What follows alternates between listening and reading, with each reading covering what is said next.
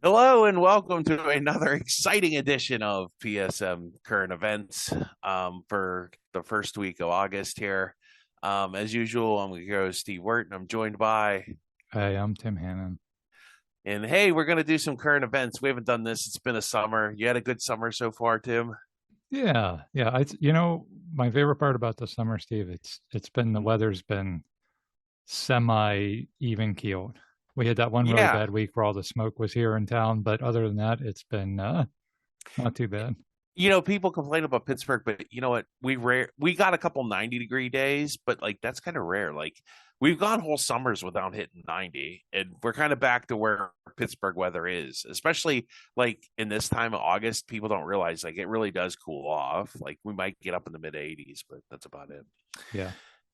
Anyway, speaking of people that are kind of middling along, that would be your Pittsburgh Pirates, Tim. They're kind of hovering around 500. I think they're a game under. Sometimes they're a game above, depending on who they're playing and how they're playing. It just seems like maybe it's not their year this year. Like I don't think they're going to make the playoffs, which is a shame because it has a lot of hope. But it's not over. I mean, they still got 2 months. If they can fix the bullpen, maybe, and they made a bunch of trades. Duvall, some guy Camilo Duvall from the Yankees. They got Kirby Yates, I guess. I don't know. Some guy from the Marlins. And what'd you say? The guy from the Mets was the big guy The we were the talking. yeah, I mean, really just getting bullpen help. Like literally four new arms for the bullpen. Yeah, That's their pretty extreme. bullpen is in bad shape and been the whole year. So maybe that puts them over the top. But then unfortunately they got a bunch of injuries and they lost Mitch Keller basically for the season. Ryan O'Hearn is not going to be back until late September, which really hurts. O'Neill Cruz has been hurt, seems forever, since June, and they're saying the 60 days. So that would put him what? Well, he should be coming back soon, right? Yeah, I guess. Yeah. You're right. And Connor Griffith is on the 60 day too. Not that we should be expecting, but he's been one of their better, more consistent players. So I mean, they have some injuries and they've kind of survived them per se, and they're in a really tough division. Like, how the hell was St. Louis good again? What the? They're like the Steelers. They're always good every year. So Yeah. Yeah. I think you're right, Steve. They're going to be hovering. I mean, maybe they they, catch fire. Like maybe they can just kind of hang around, and catch fire the last 2 weeks of the season and sneak into the playoffs. Like that's really the only path I see them having right now. But you never know. Maybe they'll win the division and surprise us all. It's not. I didn't see. I think they're like 12 games out though. So I mean that would be a pretty tough hill to climb there. yeah, their best chance is one of the wild cards. And they're like only 3 games out of a wild card at the time we're recording this. But it's, they have now joined. Congratulations to the Pirates. They are now in Steelers Penguins territory where Mediocrity. Yeah. yeah, like maybe good enough to make the playoffs, maybe not, kind of like a last ditch qualifier for the playoffs, and then really, if you get to the playoffs, really no chance to do anything. But I think the most disappointing part of this Pirate season is that the difference with the Pirates was okay, they could be like the last playoff team in, they could not really have a chance. But if you have pitching, that could carry you, that could make you. It's like having that hot goaltender in the hockey playoffs. Yeah. Right. You don't have to have the best team, but man, if you have the hot goaltender, you Or can or that make a run. that Hall of Fame quarterback. Yeah. Right. Exactly. That's the other comparison. And that's what the Pirates had last year. But Skeens has been a huge Yeah. Yeah. disappointment this year. I And mean, by the fact that he's regressed to the mean, so he's regressed to yeah, just kind of normal. It's like, but you never know, Tim. Maybe get hot. Like you said, if a couple of their pitchers get hot late in the season, you never know. I mean, well, if Ashcraft goes back to kind of where he was pre All Star break, Jones has looked pretty good since he came back from yeah. that injury. I know they've been babying him back in. I was at the game where he had a perfect game going in the seventh inning, and they took him out. Everybody was furious, but it's So like it's a bunch of like, well, if this happens and if that happens and if Yeah. this happens, this is I had a buddy say to me the other day, this is like the 1980s in Pittsburgh sports. I'm like, no, it's not the 1980s. The 1980s. I remember in 1989 when the Steelers and Penguins both made the playoffs, and we were all like, "Oh my gosh, a playoff game! This is so exciting." Yeah. It's This not is that. It's like we're all playoff caliber teams, but that's it. Like yeah. we're the bottom rung of the playoffs, and when all three of our teams get into the playoffs, there's really no chance for them to make any noise. And like I said, for the Pirates, their only chance for that is the pitching has to really get hot again. Yeah. Well, that concludes the baseball portion of our draft, Tim. If you would like to cue the NFL primetime music. So, Footballpalooza.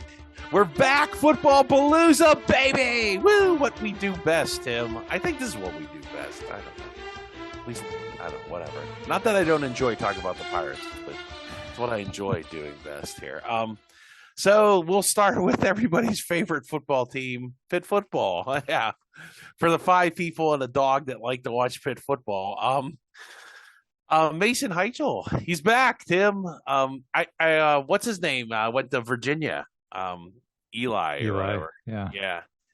So I don't think they don't play Virginia this year. So Bummer. I would if we played Virginia, You- I would have all our guys just stand in the end zone. Just to let him drive all the way down the field, wait till he gets to the 5-yard line, and then it's a guaranteed interception. so what do you think for Mason Heintschel? Is he going to build on last year's success, regress, mediocrity? I don't know. It's tough to predict like what's going to happen with him because I thought Eli was going to be really the next guy, and I was wrong. Yeah, I thought the same thing as you about Eli because it's like, oh well, he's got that year under his belt. Second year is going to be that's when He's really really going to good take at off. scrambling. Like he's really good at like when he runs around. He's kind of reminds me of Ben Roethlisberger. Like when he scrambles, he's deadly. But like for whatever reason, when you make him sit in the pocket, he just throws interceptions. Like you said, he's Yeah, very inconsistent. and so Mason Heintschel, it'll be interesting to see.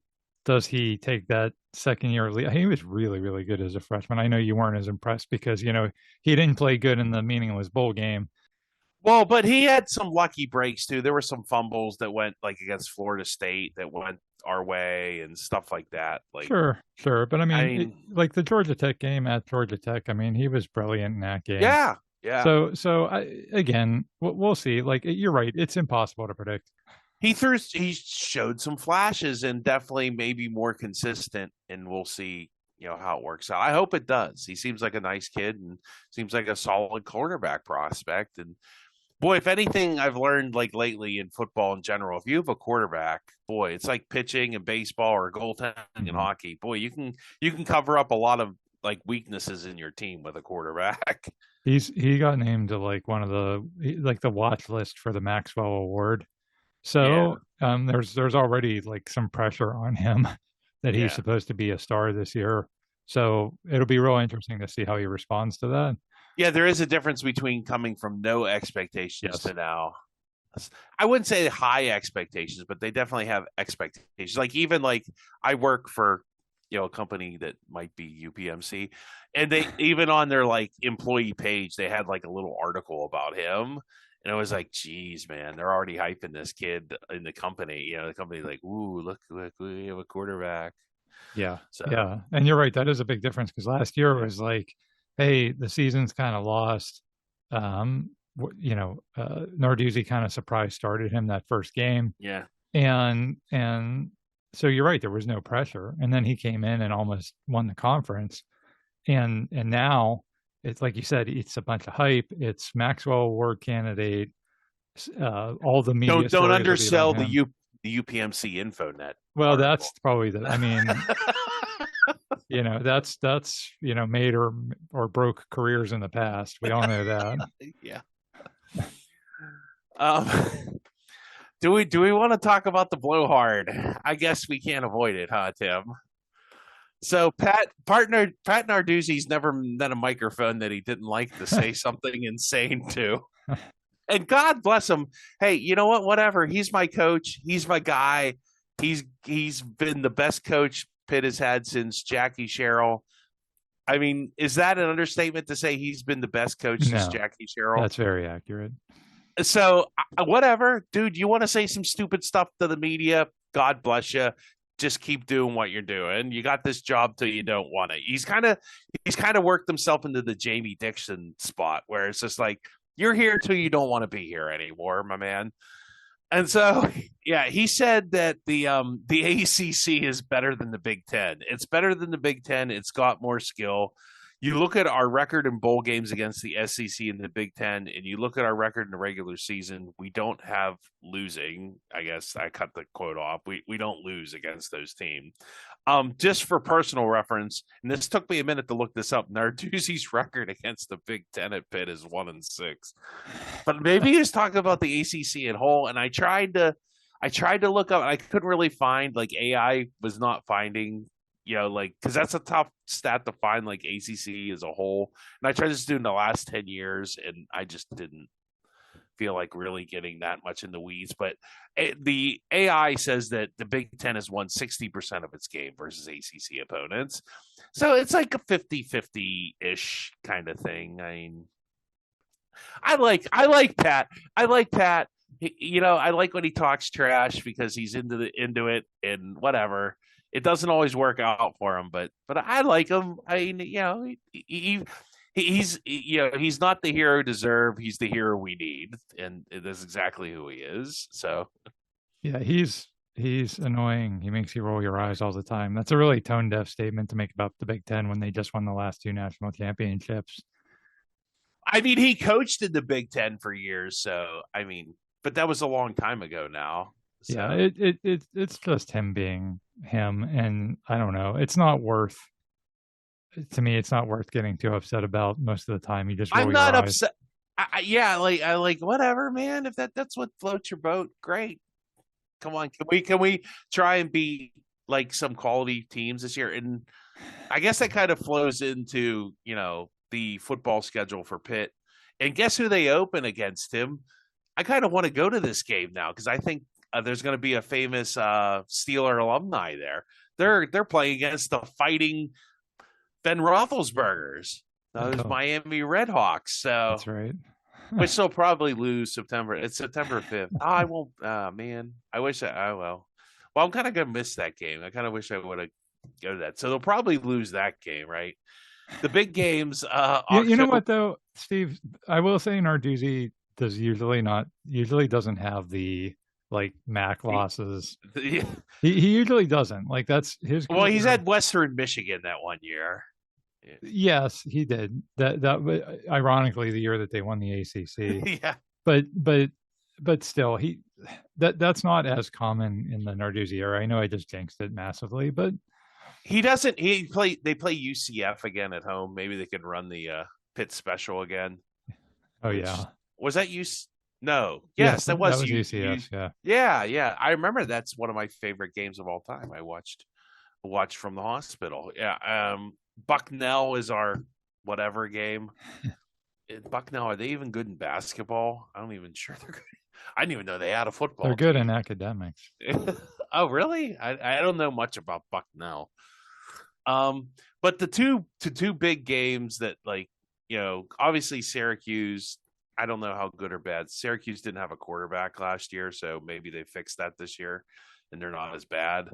Um, they played Virginia Tech in Blacksburg, and I don't know. Like normally, I would say bet the house on Pitt because Pitt always beats Virginia Tech, but guess what? We get to play our old friends, Mr. Franklin and Mr. Belichick in back-to-back weeks, Tim. Yeah. We hang out in Tobacco Road there for a while. Well, not I mean, I guess Virginia Tech's more the Tidewater, but not even really. It's on the mountainside of Virginia. So we hang out in the South there for a while, Virginia and North Carolina. Belichick and I mean, I wonder if Narduzzi's like gonna like talk trash on Belichick, like those 6 Super Bowls, he cheated for all. Of course, they play an away game in Miami, and and later in October. Oof. Which of course, hey, they've won one game in Miami since the Johnson administration, and that could be Andrew or Lyndon Baines. So,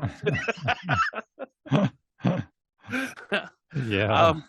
and the late game, big game, I guess the big ACC late game is going to be Florida State.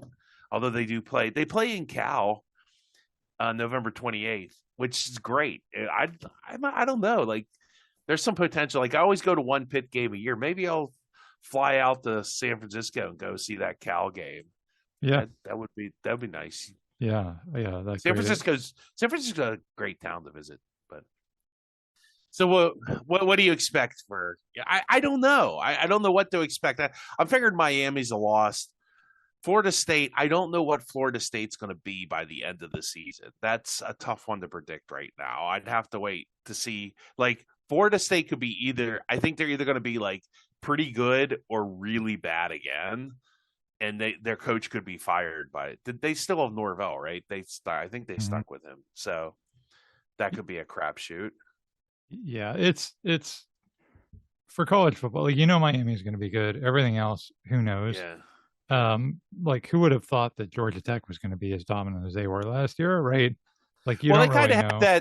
They kind of had that quarterback that like as long as like the score was even or they were ahead, he was okay. Right. But once you he kind of reminded me of that Sam Hartman from Wake Forest. Like once you forced him to throw, it was like he was done. Disaster. But I mean, still nobody would have predicted that at the beginning of the season that they were going to be like the first place ACC team all the way through. The penultimate week of the season. So you never know how the conference is going to shake up. There's the media voted, Tim. So would you like they have Pitt at 9, so 9. Exactly. Jeez. Right in the middle, right behind Virginia Tech. Ironically enough, Miami got all the votes overwhelmingly, with SMU second and Louisville third and Clemson fourth. So we'll see how that shakes out. Yeah, we'll see. Stanford got one first place vote, but they were at the bottom at 17. So I guess Stanford is gonna suck. So moving from the to the pro ranks, Steelers football, Tim, woohoo! They open with some team from Green Bay in the preseason next week, I do believe. Guess what? Aaron Rodgers is gonna retire this year. Yay! I heard. Congratulations, maybe. Yeah, is he going to Brett Favre us, do you think? I don't know. I mean, trying to predict anything with Aaron Rodgers is pretty much a futile exercise. Well, one thing I can predict is he really doesn't like Anthony Fauci. Yeah. Really, and I guess, I mean, it's kind of not cool. Like, I wish I think if he wouldn't have lied about taking the vaccine, if he just said, yeah, I didn't get vaccinated, like people would have been mad, but it wouldn't have been, it lasted as long, maybe. So yeah, I think that was his bigger problem than like, hey, I just don't believe in it, I'm not getting it. And I'm okay with that. I don't care. Well, and he, if you ask him, he didn't lie. He said he was inoculated, but everybody took that to mean he was vaccinated, and then he wasn't. I can't tell you, Steve, because I've seen a lot about this in the news. I can't tell you how little patience or desire I have to trudge up all the stuff that happened over COVID 6 years later. Like, I really apparently Rand Paul does not agree with you, the senator from Kentucky. He has a thing for him and Fauci have like an ongoing spat, and it looks bad when Fauci has a pardon in his back pocket for everything, and he goes there and take the fifth. And technically, when you take the fifth in a jury trial, you're not supposed to assume anything. But what Fauci doesn't realize is he's not in a jury trial. He's in a trial of public opinion. So you look guilty. Or maybe he realized that and he just figured, well, whatever. The people that like me are going to like me. The people that don't like me are still not going to like me. And why are we holding hearings on it? Like, I don't want to. I'm just tired of well, they're like, oh, they have to be held accountable. It's like like you said, 6 years later. I just make a rule where that you can't do that stuff again if you're that against him. Well, yeah, learn from it. That's Like the what only like thing. That's the only thing you really can do. yeah, Yeah. and to be fair to everybody, like I know everybody has different opinions on this, and that's fine. It was a time too where we were trying to figure out a lot of things as we went. A lot of things were unprecedented, Yeah, a and lot of things on the fly. Like, and there yeah. were a ton of mistakes made, like at the local level, at the state level, at the federal level. But at the same time, it's easy to play Monday morning quarterback when you've already been through it. I had very little patience at the time for everybody arguing about masks and vaccines and this and that. And now we're going to have these arguments 6 years later. Like I thought we were past this, and Rogers trudging it up again. It's like, Well, ugh. he's much like a lot of other people. They just have a sore subject about it. Yeah. So Well, then yeah. anyway. So yeah, I have no appetite to trudge all that up again personally. So getting back to football, are Aaron Rodgers and Mike McCarthy going to be a match made in heaven again, like they were in Green Bay, or is it going to be like the late Green Bay years where they didn't really get along that well? I think the offense will improve from last year if Rodgers stays healthy. Like that was a big deal last year. Rodgers missed that one game in Chicago and that was it. Mm. For him being 45 years old, that's a lot to ask that he's going to be healthy all season. If he stays healthy, I do think the offense will be better. They finally have two receivers. Now they went out and got Pittman. They drafted that kid in the second round. So they have better receiving options. I think McCarthy is way more innovative on offense. I never understood the last couple of years of the Tomlin era where I never understood what kind of offense they were trying to run. Matt Canada's offense made no sense. Then they brought in Arthur Smith to run like the 2019 Titans Derrick Henry offense. Without Derrick Henry was the biggest problem with that Without Derrick offense. Henry and with like Yeah. Russell Wilson and Aaron Rodgers, which made no sense to me. Like if you were going to run that offense, you should have been running it with like Mason Rudolph and again like a really Yeah, top notch running back. top notch workhorse running back. So I think there's actually order to the offense now. I think that'll be better. I'm excited to see if the defense. It'll be interesting. We'll get a lot of answers. A lot of people thought the defense was good, but then the defense should have been better than it was. You know what I mean? And was that the coaching or was that the players? And I guess we're going to find out this year. Are they going to be able to stop the run? That's been a Yeah, problem for years now. yeah. Yeah. So And like I said, is that Tomlin and the scheme, or is that just the players really aren't that good? Because if the defense kind of looks the same this year, then we know yeah. whose fault it is. But the more important question, Tim, is who will be the training camp phenom? Because that's the question every year, Tim. Yeah. And it's like my favorite is that guy normally does nothing. Who was training camp phenom last year? I forget. It was. It's like it doesn't even matter. So is it Roman Wilson? Is he finally going to contribute? Will it be one of the quarterbacks, Will Howard or Drew Aller? Speaking of that, are they going to trade Mason Rudolph and go with just rookies? Just figure if Aaron Rodgers gets hurt, that's the season. I don't know. That's going to be the biggest story of the Yeah. preseason because it's the They have biggest to do story. something. They can't keep four, I don't think. They can't. The biggest story is going to be so they're definitely keeping Rodgers. They're definitely keeping Aller. So it's going to be can Will Will Howard. Howard beat out Mason? That's really the if you want something to watch the preseason games for, that's it because we've never actually seen Will Howard throw a pass in a game ever. I mean, we haven't, not since Ohio State. Well, those Ohio State quarterbacks, they have a great Oh, track definitely a really good track record. record. Well, and I was saying, if you would have said this 2 years ago, I'd have been like, well, CJ Stroud finally broke the curse. And then he was like chucking interceptions in the playoffs last year. And it's like, okay, maybe not. But yeah, it'll be interesting to see if he can beat out Mason. If not, I mean, if he's just meh, then I think then they'll get rid of Howard. If Howard comes out and is competent, then they'll probably get rid of Mason Rudolph. Number one, because it saves money, and yeah, and it gives him more of a future. Yeah. But I mean, he has to be really competent. If he just looks like Joe, third string quarterback that you could pick up from anywhere, then I don't think he stays. So the Steelers schedule, we'll do much the same we did with Pitt football here.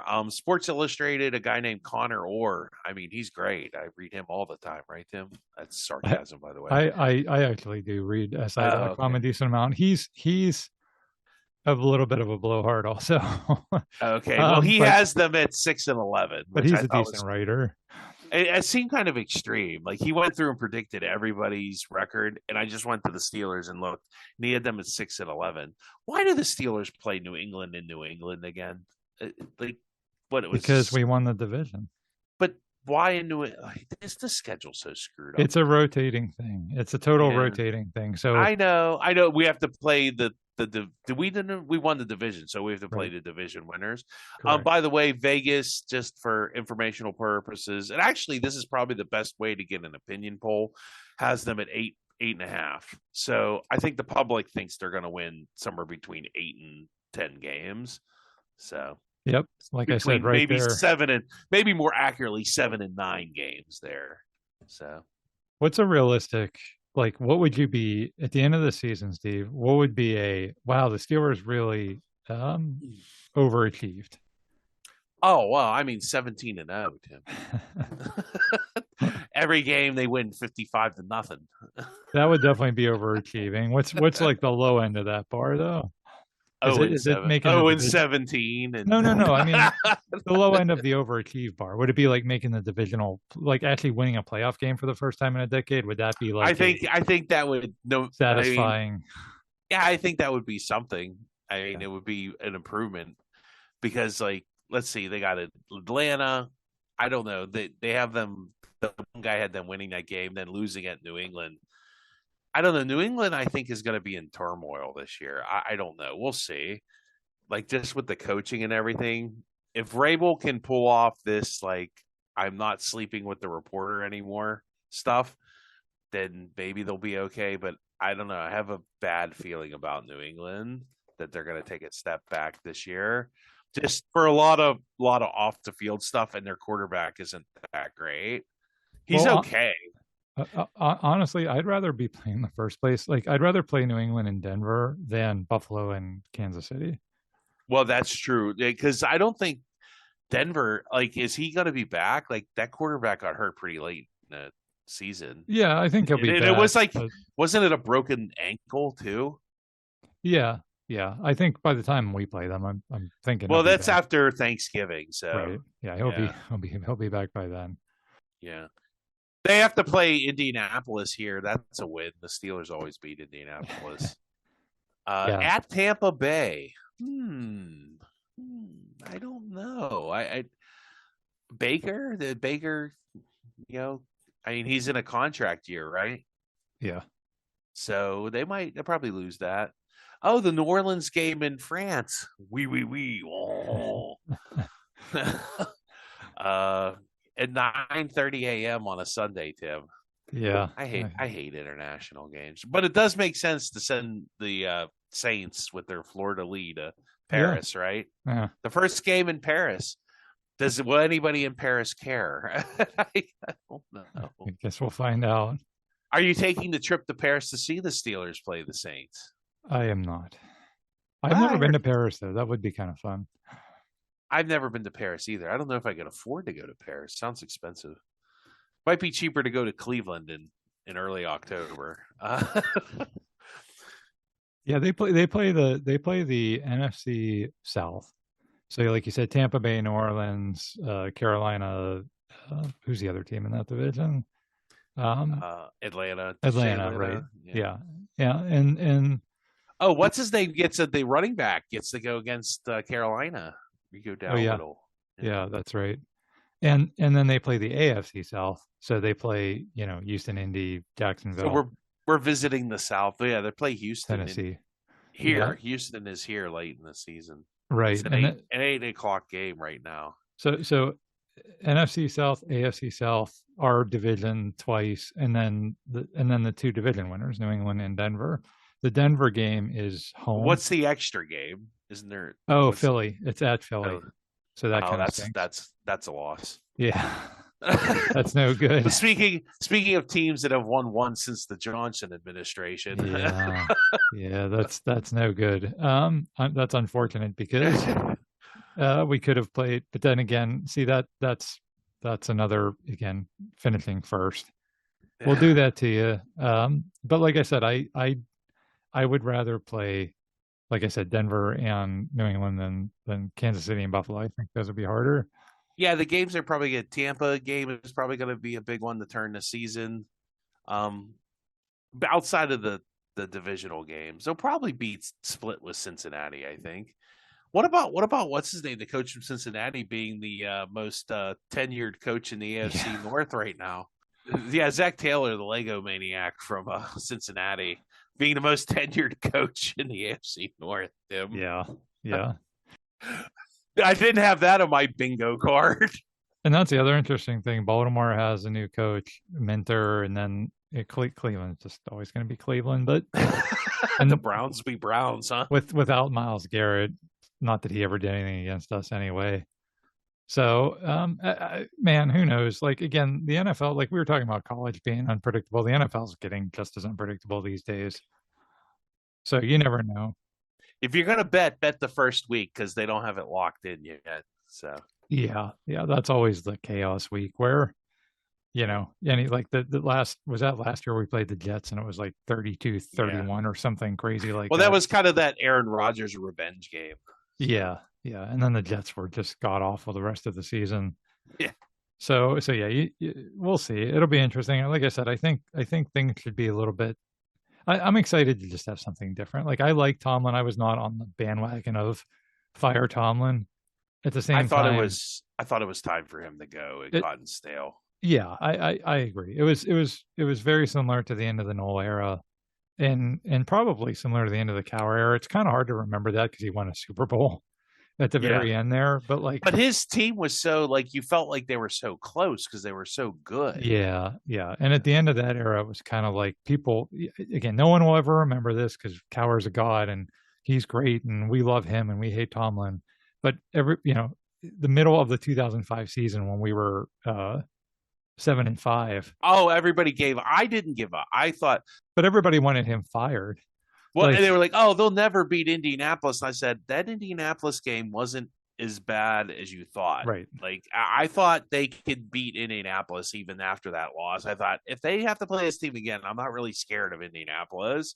Like I just had a feeling that they were going to play better that second. I was right. But Cowher's last 9 seasons, they made the playoffs 4 times. And again, Yeah. nobody remembers that because Super Bowl was in the middle of that. So I think that's the pattern. The pattern is that the guy's here maybe a little too long, and then when he goes, now that's another pattern, Steve. When the new coach came in with the same players, the new Yeah. coach improved on what the departing coach had done. I don't know that they have the talent on the team that they had on that 2003 team. They definitely signed some people in 2004 that just beside outside of Ben Roethlisberger, but you could tell they were building a team even late in that season. And that 2003 was a disappointing season. Was that a 6 win? It Yeah, was 6 wins. Yeah. yeah, but look at the '90s team. Like in 1992, they had been building a pretty good team for a couple of Yeah, years yeah. there. Well, but Noel even admitted he said, "I just can't coach this generation of players." He said Right. they're good. They're going to be a good team. Noel said that at the end. He said they're going to be a good team. And if you look at the Omar Khan drafts that he's ever since he's come in, they've had really decent draft picks. Well, it And should start to because has he been here 3 years yet? I think yeah, so. this is So it should start to kind of like you should see improvement now. that's what I'm saying. I'm excited to have something different. I think it'll be better than last year. But if they did have 6 wins, like Connor or from Sports Illustrated says, I also wouldn't be shocked. Well, that wraps it up. So Tim's saying 6 wins. I think they'll finish. I think I they'll did not say finish. 6 wins. I said I wouldn't be surprised if 6 wins. I think they're at 8 wins again. They're Mike Tomlin 8-7, eight I, and nine, I'm actually 9 going and to go. 8. I'm actually going to go 10. I think they could win 10 or 11 games this year. I Again, don't. I think Tampa Bay is probably a loss, and then like one of those Baltimore. Well, that's a toss up. But like those Carolina Jacksonville, like I could see them losing one of those games too. Yeah, yeah. So that's 7 losses. I could see Is there a that. late Cleveland game, like the No, they're both traditional? early this year. I was gonna say because that's the traditional Mike Tomlin. Let's lose Cleveland for no reason. Well, and that's the thing. Like things are going to be different, and I don't know if they'll be different in a good way or a bad way. But I'm relying on history repeating itself, where the new coach comes in with the same players, and it just injects a different kind of energy. But again, the only difference this time is the 45-year-old quarterback, and that's what I think the whole season kind of hinges on. Can the 45-year-old quarterback actually stay upright the whole time? Yeah. Well, that wraps it up for this edition. Thank you for tuning in. We thank everybody that listens for checking us out on all your podcast services. Give us good ratings there. Check us out on Facebook, Pittsburgh Sports Memories on Facebook. Any other services, word of mouth is great. Check out Tim on the Tops podcast there. Tim had a nice guest appearance on there, and they gave us a nice little shout out. So, shout out to what were those gentlemen's name again, Tim?